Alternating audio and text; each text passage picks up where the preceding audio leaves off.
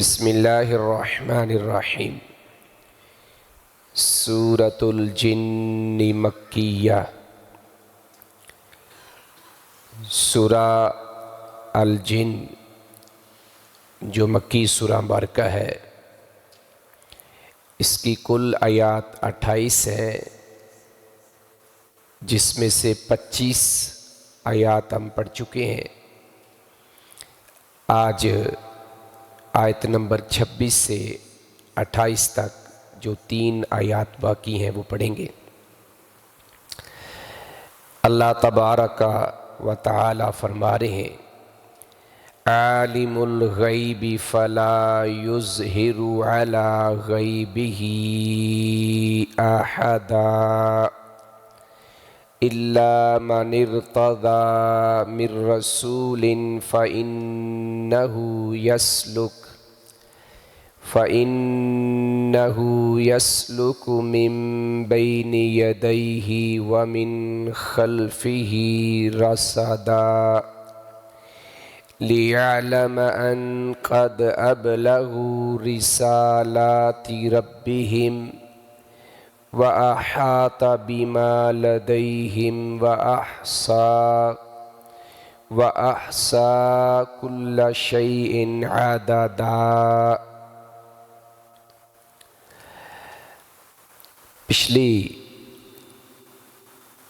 آیات میں پیارے پیغمبر علیہ السلام کے ذریعے اہل مکہ کو، کفار مکہ کو،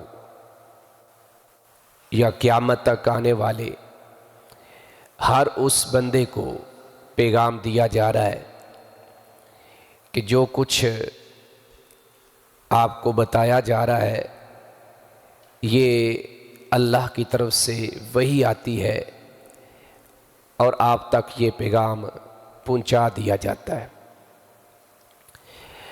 باقی رہ گئی بات اللہ کے وعدوں کی، خاص کر اللہ کے عذابوں کی، قیامت کی، تو اس کا کیا علم ہے، وہ کب ہے، وہ اللہ جانتا ہے، کیونکہ عالم الغیب صرف اللہ کی ذات ہے، اور وہ اپنے غیب کے علم میں سے کچھ علم اپنے پیغمبروں کو، اپنے رسولوں کو عطا کرتا ہے۔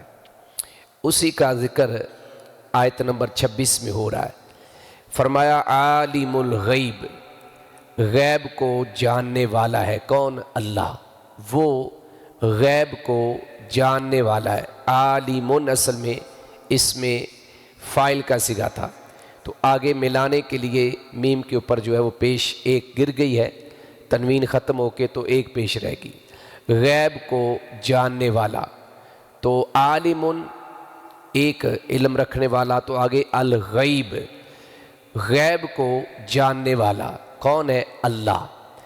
فلا یظہر علی غیبہ، پس نہیں مطلع کرتا، کون؟ وہ اللہ تعالیٰ اس چیز کا اظہار یا اس چیز کو ظاہر نہیں کرتا، کس کو؟ غیب کو۔ پس وہ مطلع نہیں کرتا علی منا پر، غیب ہی اپنے غیب پر، یعنی غیب کا علم جو ہے وہ اللہ کے پاس ہے، اور وہ اپنے غیب پر کسی کو مطلع نہیں کرتا۔ آگے ہے احدا، کسی کو بھی، لیکن ساتھ ہی آگے بتایا کہ اس غیب کے علم میں سے کچھ نہ کچھ علم اللہ اپنے پیغمبروں کو، رسولوں کو دیتے ہیں، جو اگلی آیت میں آ رہا ہے۔ پھر ترجمے کو سمجھیں، غیب کو جاننے والا ہے کون؟ اللہ۔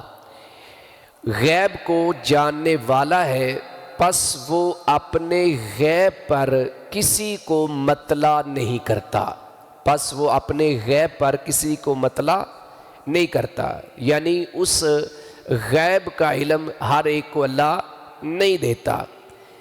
جیسا کہ کفار مکہ، مشرکین مکہ ڈیمانڈ کر رہے تھے، مطالبہ کر رہے تھے کہ بھئی آپ قیامت کو لے آئیں، یا اس عذاب کو لے آئیں، یا ان کے یہ سوالات تھے کہ وہ کب ہے وعدہ، تو اس کے جواب میں یہ ساری باتیں ہو رہی ہیں کہ یہ جو قیامت ہے اس نے کب آنا ہے اس کا علم اللہ کے پاس ہے، اور یہ غیب کے علموں میں سے ایک یہ بھی علم ہے، یہ بھی بات ہے۔ اور سورہ لقمان کی آیت نمبر 34 میں بھی یہی کہا کہ اللہ کے پاس جو ہے وہ قیامت کا علم ہے، اور متعدد مقامات پر اس کا جواب یہی دیا گیا کہ وہ وعدہ کب ہے وہ اللہ کے علم میں ہے۔ حتیٰ کہ سید الملائکہ حضرت جبریل الامین علیہ الصلوۃ والسلام نے بھی آپ سے سوال کیا، مقصد لوگوں کو سمجھانا تھا۔ وہ جو حدیث جبریل صحیح مسلم بخاری کی معروف ہے، تو اس میں کیا تھا؟ متی الساعہ، قیامت کب ہے؟ تو آپ نے کیا کہا تھا کہ مل مسئول اعلم بالسائل من السائل، کہ جس سے آپ سوال کر رہے ہیں وہ سوال کرنے والے سے زیادہ علم نہیں رکھتا۔ مطلب کیا ہے کہ قیامت کب ہے نہ آپ کو پتہ ہے نہ مجھے پتہ ہے۔ تو اس لیے فرمایا غیب کو جاننے والا ہے، پس وہ اپنے غیب پر کسی کو مطلع نہیں کرتا، یعنی غیب کی خبر کسی کو نہیں دیتا۔ غیب کا علم صرف اللہ کے پاس ہے، جیسا کہ سورہ نمل کی آیت نمبر 65 میں اللہ تعالی نے فرمایا کہ آسمان اور زمین کا جو غیب ہے وہ اللہ کے سوا کوئی نہیں جانتا۔ زمین اور آسمان کا جو غیب ہے وہ اللہ کے سوا کوئی نہیں جانتا، تو غیب کا علم صرف اللہ کے پاس ہے۔ آگے فرمایا الا، مگر، یعنی غیب کسی کے اوپر اللہ تعالیٰ اس کو ظاہر نہیں کرتا، مگر کچھ نہ کچھ کرتا ہے۔ کس کے اوپر؟ وہ اس کی وضاحت ہے۔ الا، مگر، من ارتضا، ارتضا کا معنی ہوتا ہے کسی چیز کو پسند کر لینا، کسی چیز کو پسند کر لینا، کسی چیز کے اوپر راضی ہو جانا۔ مگر وہ ارتضا، اس نے پسند کیا، کس نے؟ اللہ نے۔ من رسول، کوئی رسول، من منع سے تبییض کے لیے ہے، اور رسول کا منع رسول ہے۔ مگر کوئی رسول جسے وہ پسند کرے، کون؟ اللہ۔ یعنی اللہ اس غیب کا علم ہر ایک کو نہیں دیتا، ہر ایک کو نہیں دیتا۔ ہاں، کچھ ایسے انسان جو اس نے پسند کیے ہیں، جن کا نام رسول رکھا گیا ہے، جن کو رسالت دی گئی ہے، جن کو نبوت عطا کی گئی ہے، ان کو اس میں سے کچھ غیب دے دیتا ہے۔ وہ غیب کیسے دیتا ہے؟ غیب کی خبر دیتا ہے، وہ غیب کی باتیں بتاتا ہے۔ کلی طور پہ غیب کا علم جو ہے وہ اللہ تعالیٰ کسی کو عطا نہیں کرتے۔ یہاں پر کئی لوگ اپنے عقیدے کو خراب کر لیتے ہیں کہ ہاں عالم الغیب اللہ ہی ہے، لیکن پیغمبر بھی عالم الغیب ہے، بس فرق یہ ہے کہ اللہ کا علم غیب ذاتی ہے اور انبیاء اور رسل کا علم غیب عطائی ہے۔ ان کا علم غیب کیا ہے؟ عطائی ہے وہ بھی عالم الغیب ہی ہے، لیکن صرف یہ ہے کہ ان کو علم غیب اللہ نے عطا کیا، اس لیے وہ عالم الغیب ہے۔ تو ایسا نہیں ہے۔ عالم الغیب میں فرق یہ ہے کہ جب آپ کو کسی نے بتایا نہیں ہے اور آپ کو اس بات کا علم ہو گیا تو پھر ہے علم غیب، کہ آپ کو کسی نے بتایا ہی نہیں ہے۔ تو اللہ تو اپنے غیب کی باتیں، غیب کا علم پیغمبروں کو بتا دیتے ہیں، تو جب بتا دیا جاتا ہے تو غیب ختم ہو جاتا ہے۔ کیونکہ اگر یہی اصول ہم رکھیں تو پھر تو غیب ہم بھی جانتے ہیں، قرآن کے ذریعے، حدیث کے ذریعے۔ کیسے؟ ہم نے سیدہ مریم علیہ السلام کا دور پایا ہے، ہم اس دور میں موجود تھے، لیکن ہم کسی کو بتا سکتے نا سیدہ مریم علیہ السلام کون تھی، ابن عیسیٰ کون تھے، ہم بتا سکتے ہیں کہ نہیں بتا سکتے؟ ابراہیم علیہ السلام کی قوم کے معاملات ہم بتا سکتے ہیں نا؟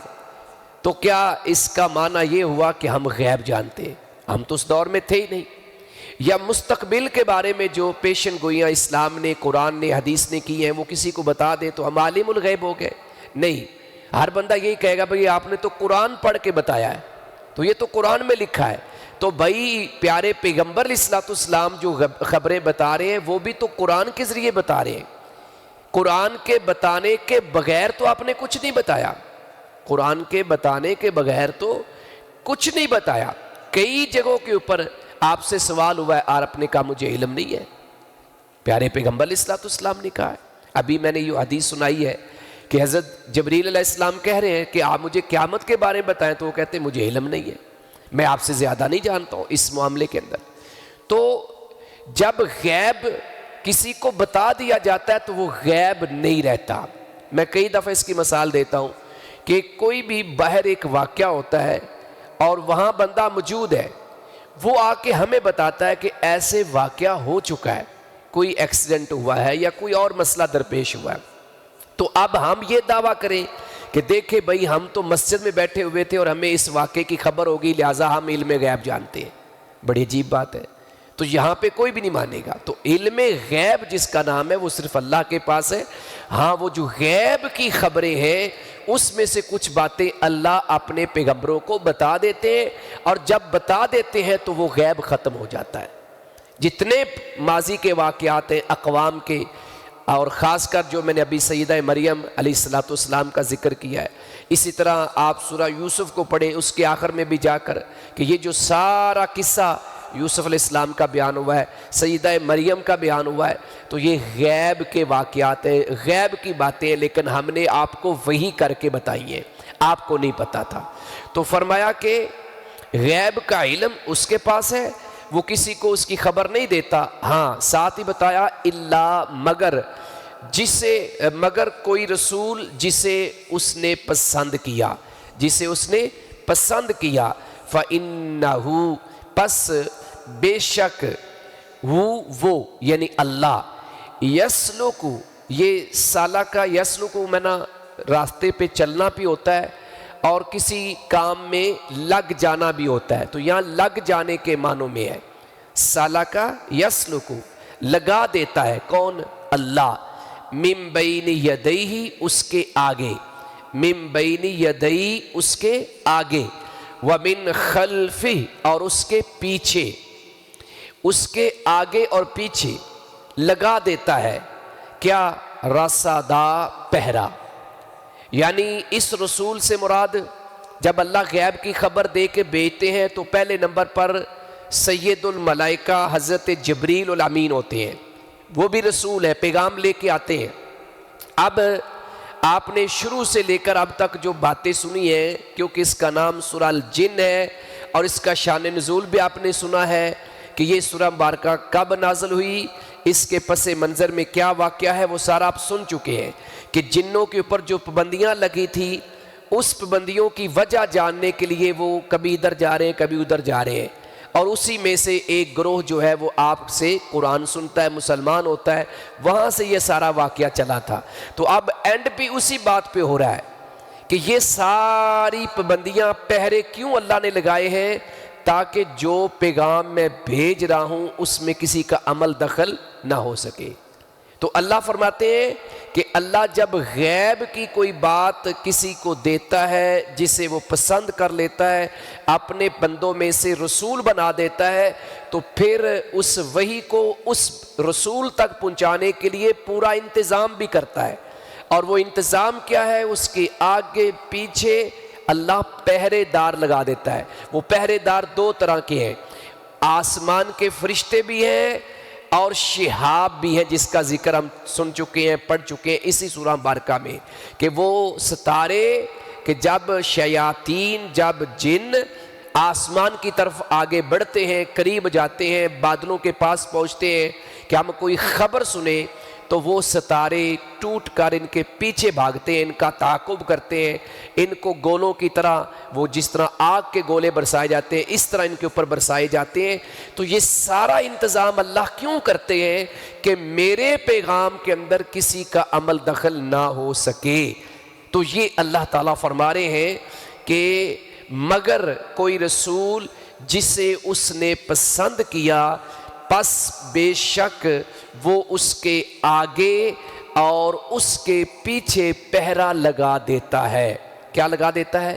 پہرا لگا دیتا ہے، پورا پہرا دیا جاتا ہے۔ یعنی اللہ جبریل علیہ السلام کو پیغام دیتے ہیں تو وہاں سے لے کر پیارے پیغمبر اسلام تک جب وہی آ جاتی ہے، پیغام پہنچ جاتا ہے، تو پوری طرح پہرا دیا جاتا ہے، اور پھر اللہ کے پیغمبر اسلام اس بات کو آگے لوگوں تک پہنچا دیتے ہیں۔ آگے فرمایا لِيَعْلَمَ تاکہ وہ جان لے، لام کے لام کیس کو کہتے ہیں، لام کی وجہ سے میم کے اوپر زبر آئی ہے، تاکہ وہ جان لے، کون؟ اللہ، تاکہ وہ جان لے، ان کے، قد، یقیناً، واقعی، ابلغو، انہوں نے پہنچا دیا ہے، یعنی جس دور میں، جس زمانے میں اللہ نے اپنے پسند کیے ہوئے رسولوں کو وہ غیب کی باتیں، وحی کی باتیں بتائی ہیں، اللہ تعالیٰ نے کیوں بتائیں؟ تاکہ وہ چیک کر لے کہ انہوں نے واقعی پہنچا دیا ہے کیا؟ رسالاتی ربہم، رسالات، پیغامات، رسالہ پیغام کو کہتے ہیں، ارسال کرنا، ہم ایک ارسل یرسل، ارسال کا معنی بھیجنا بھی، اسی سے رسول نکلا ہے، تو رسالات کس کو کہتے ہیں؟ پیغامات کو، ربہم، اپنے رب کے، تاکہ وہ جان لے، تاکہ وہ جان لے، اس کے تو پہلے علم ہے، لیکن جو اس کا علم ہے اس کے مطابق جو معاملات ہو رہے ہیں وہ مزید واضح ہو رہے ہیں، تاکہ وہ جان لے کہ انہوں نے واقعہ ہی اپنے رب کے پیغامات پہنچا دیے ہیں، یعنی پورا بندوبست کیا ہے ان تک پیغام پہنچانے کا، وہی پہنچانے کا، جب وہی اللہ نے ان تک پہنچا دی ہے، درمیان میں کوئی گڑبڑ نہیں ہوئی، تو اب یہ ذمہ داری پیغمبروں کی ہے کہ من و عن، اس میں گڑبڑ کیے بغیر اس پیغام کو ویسے ہی آگے پہنچائیں، جیسا کہ صحیح بخاری کی روایت ہے، پیارے پیغمبر علیہ الصلوۃ والسلام نے خطبہ حجۃ الوداع کے اندر صحابہ سے پوچھا کہ حل بلغت الرسالۃ وادیت الامانۃ، کیا میں نے رسالت، پیغام آپ تک پہنچا دیا ہے اور امانت ادا کر دی ہے؟ تو جواب کیا آیا تھا؟ جی ہاں، قد بلغت الرسالۃ وادیت الامانۃ ونصحت الامہ، صحابہ کہنے لگے رضوان اللہ علیہم اجمعین، ہاں آپ نے پیغام پہنچا دیا ہے، امانت کا بھی حق ادا کر دیا ہے۔ تو امانت کیا تھی؟ سب سے بڑی بنیادی امانت جو ہے وہ دین کی امانت ہے، وحی کی امانت ہے، اور وحی کی امانت میں کسی پیغمبر نے بھی گڑبڑ نہیں کی۔ صحیح بخاری کی حدیث ہے، امی عائشہ رضی اللہ عنہ فرماتی ہیں، جو شخص یہ کہے کہ اللہ کے پیغمبر علیہ الصلوۃ والسلام نے وحی میں سے کچھ چھپا لیا ہے تو وہ کذاب انسانوں میں سے ایک کذاب ہے، یعنی جھوٹے لوگوں میں سے ایک جھوٹا انسان ہے جو یہ کہے کہ اللہ کے پیغمبر علیہ الصلوۃ والسلام نے یہ باتیں ہمیں نہیں پہنچائی۔ تو اللہ کے پیغمبر علیہ السلام نے من و عن جو آپ کی طرف وحی کی گئی وہ سب کچھ آپ ہم تک پہنچایا، یعنی امت تک پہنچایا۔ فرمایا لیعلم، تاکہ وہ جان لے، ان کے، قد، یقیناً یا واقعی، انہوں نے، تاکہ وہ جان لے کہ انہوں نے واقعہ ہی اپنے رب کے پیغامات پہنچا دیے ہیں۔ آگے فرمایا وَأَحَاطَ بِمَا لَدَيْهِمْ، اور وہ احاطہ کرنے والا ہے، کون؟ اللہ۔ احاطہ کسی چیز کو گھیر لینا، جو کچھ ان کے پاس ہے، یعنی جو پیغام، جو وہی اللہ نے اپنے پیغمبروں تک بھیجی ہے، رسولوں تک بھیجی ہے، اللہ اس کا احاطہ کرنے والا ہے، جو کچھ ان کے پاس ہے۔ کیا مطلب ہے؟ کہ اللہ کو پتہ ہے کہ میں نے کیا پیغام دیا ہے اور کیا واقعی اس پیغام کو آگے پہنچایا ہے، تو یہ اللہ تعالیٰ چیک کر رہے ہیں۔ فرمایا وَأَحَاطَ بِمَا لَدَيْهِمْ، اور وہ ان چیزوں کا احاطہ کرنے والا ہے جو ان کے پاس ہیں، یعنی وحی کے ذریعے ان کے پاس پہنچی ہیں۔ وَأَحْصَىٰ، اور شمار کرنے والا ہے، گننا، شمار کرنا، کُلَّ شَيْءٍ، ہر چیز کو، عَدَدَ، گن کر، عدد گنتی کو کہتے ہیں، گن کر، اور وہ ہر چیز کو گن کر شمار کیے ہوئے ہے، یعنی اس نے ایک ایک لفظ کو گن رکھا ہے کہ میں نے اس وحی میں کتنی آیات، کتنے الفاظ، کتنے حروف نازل کیے ہیں۔ اب اس پیغمبر نے کیا وہ ساری کی ساری باتیں، وہ ساری آیات، وہ سارے الفاظ، وہ سارے حروف اسی طریقے سے آگے پہنچا دیے، تو یہ سب کچھ اللہ کے علم کے اندر ہے۔ کیا یہ ممکن ہے کہ ایک پیغمبر اپنی مرضی سے اس میں کچھ الفاظ کم کر لے یا زیادہ کر لے؟ تو یہ ممکن ہی نہیں ہے، کیونکہ یہ سب کچھ اللہ کے علم کے اندر ہے۔ تو جہاں سے بات شروع ہوئی تھی وہیں پہ بات آ کے مکمل ہو رہی ہے کہ اللہ نے جنوں پر پابندی کیوں لگائی، اوپر جانے پر پابندی کیوں لگائی، وہ سارے کا سارا جو مقصد تھا وہ اللہ نے یہاں بیان کر دیا کہ اصل یہ چیز تھی کہ کسی طریقے سے یہ جن کوئی جھوٹ نہ پلا سکیں، یا وہ وہی جو جبریل الامین لے کے جا رہے ہوں اور کہیں ان کو تھوڑی سی اس کی بو نہ آ جائے اور ان کو پتہ نہ چل جائے، اور یہ وہی کے زمین پر جانے سے پہلے ہی لوگوں کو بتانا شروع کر دیں کہ اب اس پیغمبر نے یہ بات کرنی ہے، اب اس پیغمبر نے یہ بات کرنی ہے، تو لوگ سمجھ جائیں گے کہ واقعی یہ جادوگر ہے۔ لہٰذا اللہ نے کلی طور پہ پہرا لگا کے یہ سارا معاملہ ہی ختم کر دیا، تاکہ کوئی جن بھی یہ اپنے نجومیوں کو، کاہنوں کو اور ان لوگوں کو جو کاہن کا کام کرتے ہیں ان کو بتا نہ سکیں کہ ایسا کچھ ہو رہا ہے۔ تو یہ وہ سارا انتظام تھا جو اللہ تبارک و تعالیٰ نے یہاں پر ذکر کیا ہے۔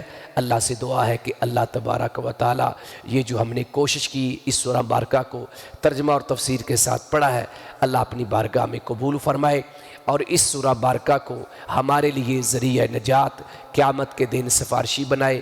پورا قرآن ہی سفارشی ہے، لیکن صاف ظاہر ہے جو ہم پڑھتے جاتے ہیں، جس پہ عمل کرتے جاتے ہیں، اس کی مہر جو ہے وہ مصدقہ ہوتی جاتی ہے کہ وہ انشاءاللہ ہمارے لیے سفارش کریں گے۔ تو اللہ اس سورہ مبارکہ کو بھی ہمارے حق میں سفارشی بنا دے، اور اللہ اس میں جتنی باتیں عقائد کے حوالے سے ہوئی ہیں، ہماری اصلاح کے حوالے سے ہوئی ہیں، اللہ تعالی ہمیں ان ساری باتوں پر عمل کی توفیق عطا فرمائے۔ کل انشاءاللہ اگلی سورہ مبارکہ ہم شروع کریں گے۔ وما علیہ الا البلاغ المبین۔